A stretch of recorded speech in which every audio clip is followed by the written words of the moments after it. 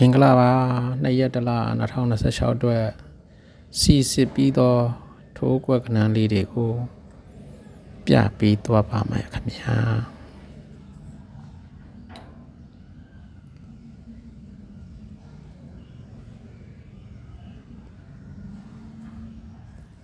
ဒါကတော့ရှေ့ပဋိနဲ့ကစားရမယ်တဲထိုးတဲ့အကွက်လေးတွေဖြစ်ပါတယ်ခင်ဗျာ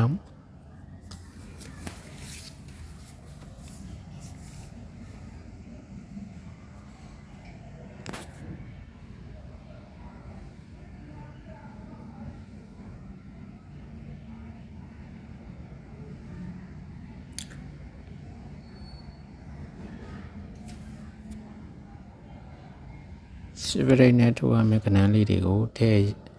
ထဲအနေထားနဲ့ရေးပေးထားတာဖြစ်ပါတယ်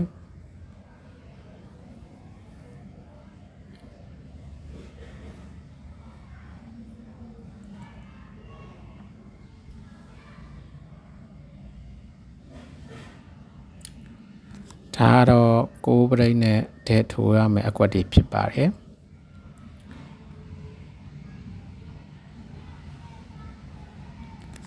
အောက်ကတော့3ပဋိနဲ့တဲထိုးရမယ့်အကွက်တွေဖြစ်ပါတယ်ဗျာ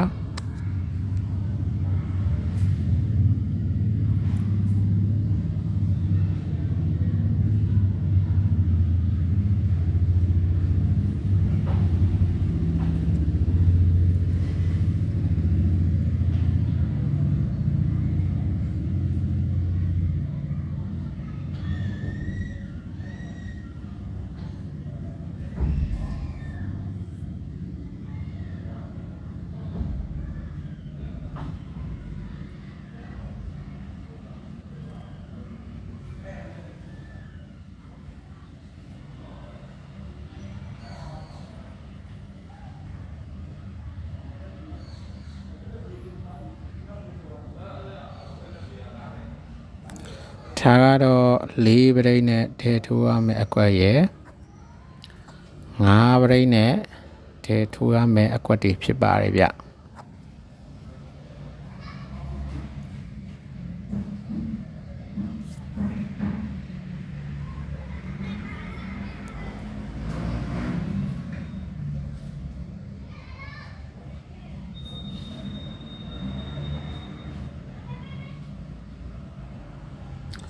အရန်ထိုးရမယ့်ကဏ္ဍလေးကိုအရန်လို့ရေးပေးထားပါတယ်နော်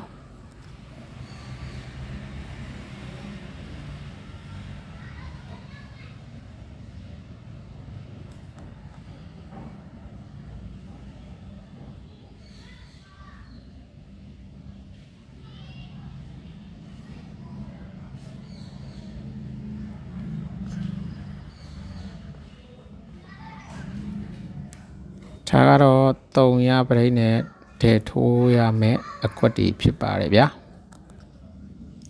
စိုက်နှစ်တက်ရကိုရွေးပြီးတော့ကစားပါခင်ဗျာ8-9ပဋိနဲ့ကစားမယ်ဆိုရင်ရှေ့ဆုံးမှာတင်ပေးထားတဲ့8-9ပဋိကိုအဓိကထားပြီးတော့ကစားပါချန်နယ်ပဋိတွေကိုကျွန်တော်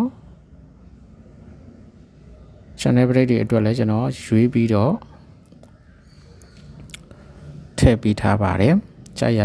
ပရိတ်ကိုရွေးပြီးတော့ကစားနိုင်ပါတယ်ဗျာအားလုံးပဲကံကောင်း၍